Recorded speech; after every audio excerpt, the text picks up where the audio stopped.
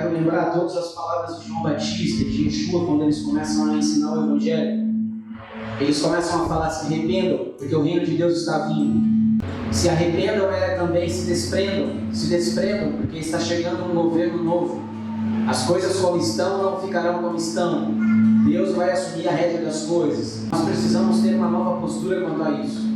Porque se aquilo que está vindo é, como as Escrituras dizem, um reino eterno que não pode ser abalado, logo quando ele chegar, ele vai abalar tudo que já está implantado.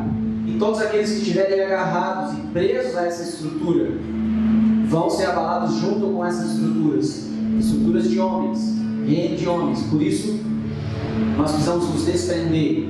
Então, a palavra inicial que nós temos em 2020 é arrependimento. Restaurar o nosso coração e se arrepender. O reino de Deus não é comida nem uma bebida, não é algo físico. O reino de Deus não é desse mundo, não é dessa terra. O reino de Deus é uma estrutura espiritual. O reino de Deus não depende da gente, não depende da igreja. O reino de Deus só depende de Deus. E a igreja também depende de Deus e depende do reino. Sem reino não há igreja.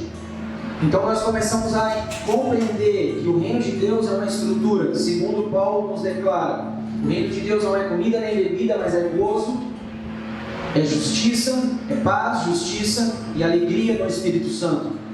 Ou seja, o reino de Deus é uma estrutura movimentada por Deus, pelo seu Filho e pelo seu Espírito. Então o que é o reino de Deus? É Deus governando sobre a vida de alguém. E nós falamos sobre que Deus não deseja dominar cidades. Em primeiro lugar, que Ele quer governar o nosso coração. Se Ele tivesse que escolher entre uma cidade e um homem, Ele escolheria o coração de um homem. Esse é a mensagem do reino de Deus. Então, o reino de Deus é o governo de Deus sobre o coração do homem. Nós também compartilhamos sobre a estrutura do Evangelho. Se nós falamos sobre o reino de Deus, nós falamos do Evangelho. Todo aquele que recebeu Deus como seu governante tem Cristo como seu Senhor. Porque Cristo é que ensina como você se comporta dentro dessa nova ordem, dentro dessa atmosfera nova que está vindo. Quem ensina como nós devemos viver é Cristo, porque Ele é o padrão, entende? Por isso Ele teve que encarnar, para fazer visível aquilo que era invisível. Então, quais são os princípios do reino de Deus? São invisíveis, mas em Cristo eles são visíveis. Por isso Ele é o nosso Senhor, e isso é o Evangelho. Então, o Evangelho sem senhorio de Cristo não é Evangelho, é outra coisa. E por fim, após uma submissão ao governo, uma aceitação de ter um Senhor sobre a vida, nós podemos nos denominar igreja, porque igrejas são aqueles que são governados por Deus e assenhorados por Cristo. Essa é a igreja. Se existe alguém que está na igreja e não se reporta a Deus e nem debaixo do senhorio de Cristo, logo essa pessoa não faz parte da igreja. Ela faz parte de uma congregação, de uma religião, de qualquer outra coisa, mas da igreja não, porque a igreja é formada por pessoas que têm Deus como seu governante do seu coração e Cristo como Senhor da sua vida. Então ele deve obediência, ele não faz o que quer, não vive como quer, não pensa como quer.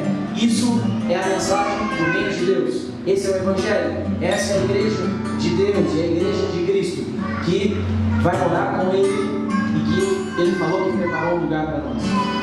Então eu compartilhei um pouco sobre como o espírito do anticristo tem se movido nos últimos dias, levantando uma falsa operação. Então, para tudo que é verdadeiro, ele levanta uma operação falsa.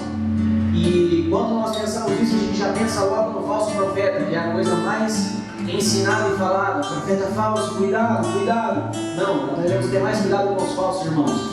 Os falsos irmãos são aqueles que se dizem irmãos, mas quando manifestam a sua vida, não manifestam o Pai, que é Deus. As virtudes que essa pessoa expressa não pertencem a Deus, esse é o falso irmão. Entende? Ele manifesta um outro tipo de paternidade. E a igreja está cheia de falsos irmãos. Pessoas que não compreendem o reino, não se sujeitam a nada, a ninguém, nem ao Evangelho, não têm zelo por Deus, não amam nada, só amam a si, o seu próprio estômago. Esse é um falso irmão, gente. E o falso irmão gera uma falsa igreja, que prega um falso evangelho, que vive dentro de um falso reino. E por isso que surgem falsos profetas, falsos mestres, falsos ministros, falsos tudo. Então tudo que é falso surge do meio de uma vida falsa, de uma operação falsa, de pessoas que não se baseiam na verdade.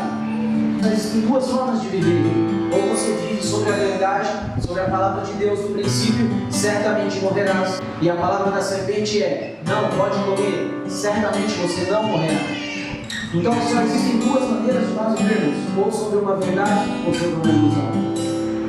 E tudo isso nós estamos compartilhando para que a gente compreenda um pouco mais sobre o reino de Deus, sobre o que é o reino de Deus, uma estrutura espiritual, como nós vamos viver o Evangelho e como nós vamos ser igreja de fato.